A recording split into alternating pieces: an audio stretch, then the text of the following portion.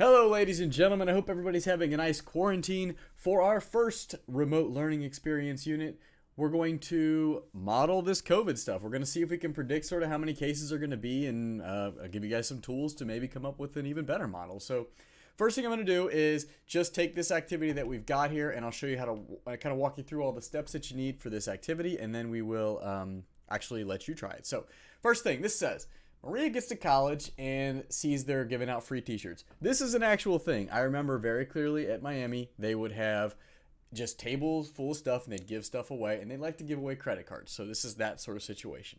They give you a t-shirt or something to get you to get a credit card. So you get your credit card, and then, oh geez, Maria goes on a shopping spree. She's not paying attention. This is not free money, folks. You do have to pay attention to what you're doing here. So she's got some debt. After her first month, she racks up $620. After her second month, she's a little bit more responsible, only $761. But you can see each month she's getting a little bit more debt each month. So what we're going to do is we're going to model this specifically with an exponential model. Now, you guys might have seen in the news, they talk a lot about this exponential model stuff. Exponential growth, when you grow as a percentage, it's a little different than just growing the same every time. So let's see if we can first create a model. So we need Desmos for that. So what I'm going to do is I'm going to open up Desmos and I'm going to start typing in this data. So go to desmos.com and hit start graphing, and we are going to insert a table. So to insert a table, what we're going to do is hit this plus sign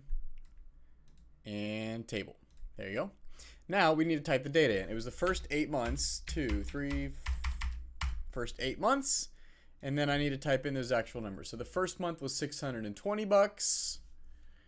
Second month, I got on the screen here. Let's use that. 761.88, 899.8, 2039.93, 1270.63, 589.04, 1851.3. Oh no. Oh no. That's what happens when you try and go too fast, folks. Let's fix that. Okay, 3, 899.80, 4.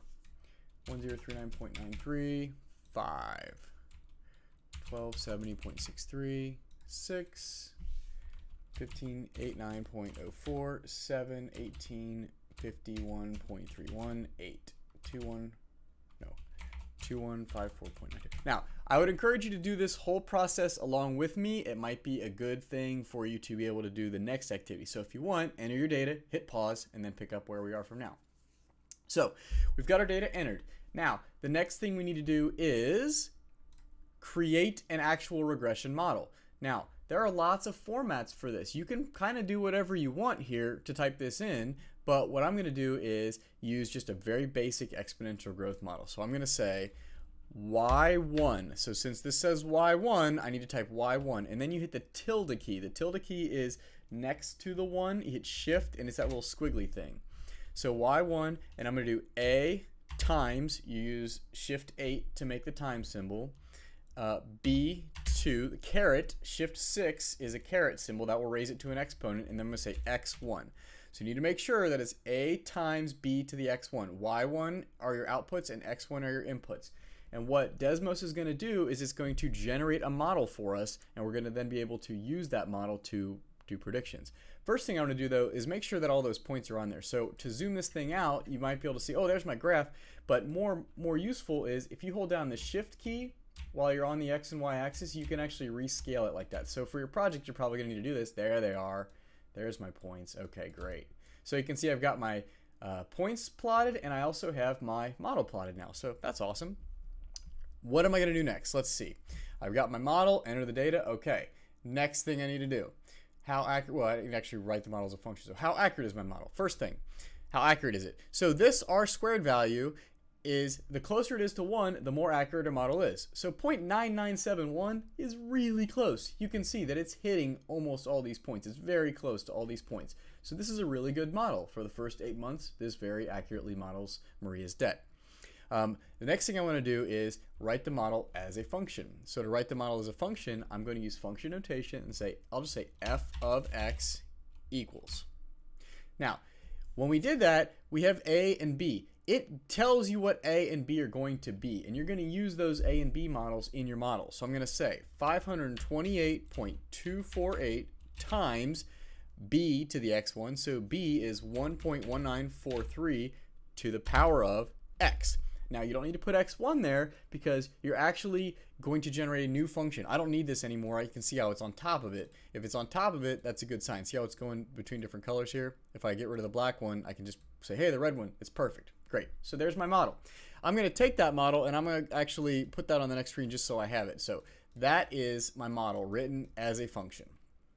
So first thing, how accurate was my model? Pretty accurate. 0.997, pretty close to 1. Second thing, here's my model. Next up, according to your model, how much debt will Maria have after the 9th month? So what you need to think about is months. Is that the X or is that the Y? So X, these are the months, and Y is your debt. So I'm giving you a month. You can do this several ways. You could say X equals 9. And when you do that, it'll give you that point right there. Or, since we did it in function notation, you can actually just say f of 9. That's the 9th month. And when you do that, you get this number right here. Now, if you want to plot that as a point, you can 9, 2611.311. And you can just kind of see, hey, what's the model tell you? It should be on there because it's using the model. So if you type in 9, you get 2611.31. So how much debt will Maria have after 9 months? After 9 months, Maria is going to have $2,611 of debt. Okay, first question. Next question, how much debt will Maria have after the 16th month?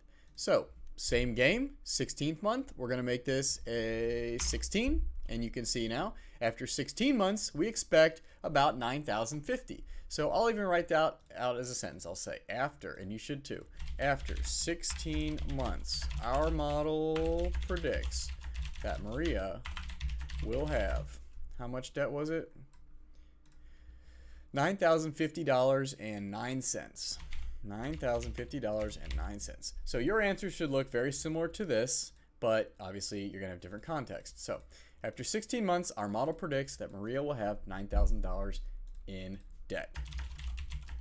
That is a lot of money, folks. Remember, credit cards are not free money, so we got an issue here.